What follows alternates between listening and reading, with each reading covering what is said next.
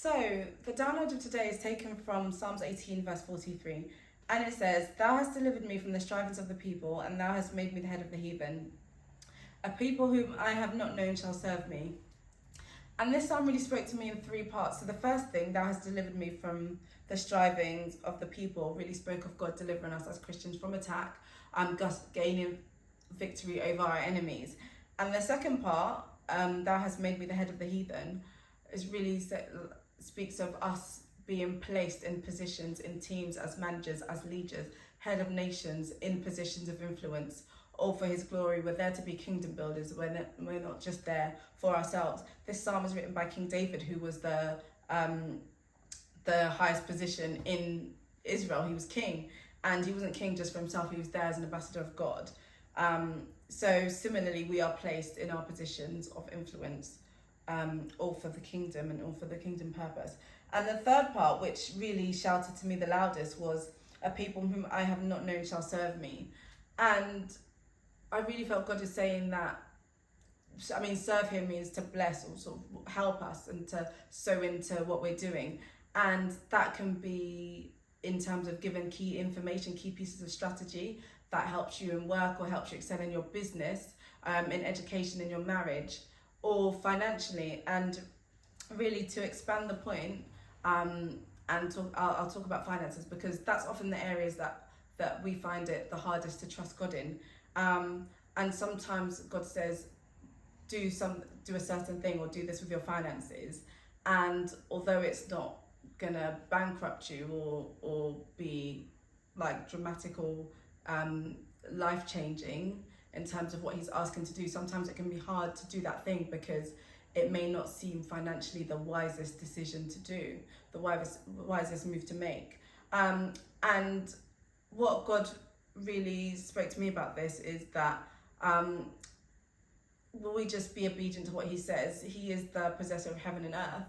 So actually our income isn't capped at our salary, it's capped at everything. And what God can often do is use people to sow into what you're doing. And often all he needs is for us to take the first step and be obedient, and then he can do the rest. And sometimes we worry about, okay, and to make it more understandable, I probably have to give an example. So currently I'm due to remortgage, and I felt God saying, okay, choose this product.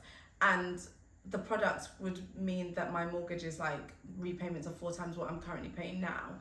And yeah, I can pay it, but it just means that there's less cash at the end of the month to do other things that I would have liked to do.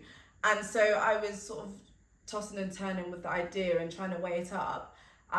In the end, I was like, no, God, I need to be obedient to what you're saying. But what God really showed to me during that process is that actually I don't need to worry about, okay, well, it just means I'll have less cash to pay for this and like save up for that and other things, because God will raise up people to sow into me. So he also has foreknowledge, so he's got those areas covered. But he just needs me to be obedient and just do this thing to then release me to be able to do other things. But I don't have the full picture, so I can't fully see why he's saying, okay, you need to do this, you need to do A, so that I can walk you down to B. And what he really was showing me as well is that sometimes we always make decisions based on where we are currently, but he's making decisions based on where he's taken us and where he will be and where we will be. So we just need to trust him, trust that he's walking us down the road, he's going ahead of us, and that actually that is the right decision. And then when we get there, when we catch up, or we get to where he was walking us and we see that actually it was the right decision to make, we're not financially worse off. And actually he then sort of added to that and said, and you know what, if you're really worried, actually you don't need to, because not only do I have foreknowledge and I know where you're walking, and I know that you need to make this decision now, and it's gonna, although it looks crazy or doesn't really make the best financial self now, in the future it's gonna be looked back on as a wise decision. But then he's also gonna, if there is any shortfall, he will raise strangers up to sow into that and to give money, so that actually you don't feel the weight of, oh, the large repayment here meant I couldn't afford this.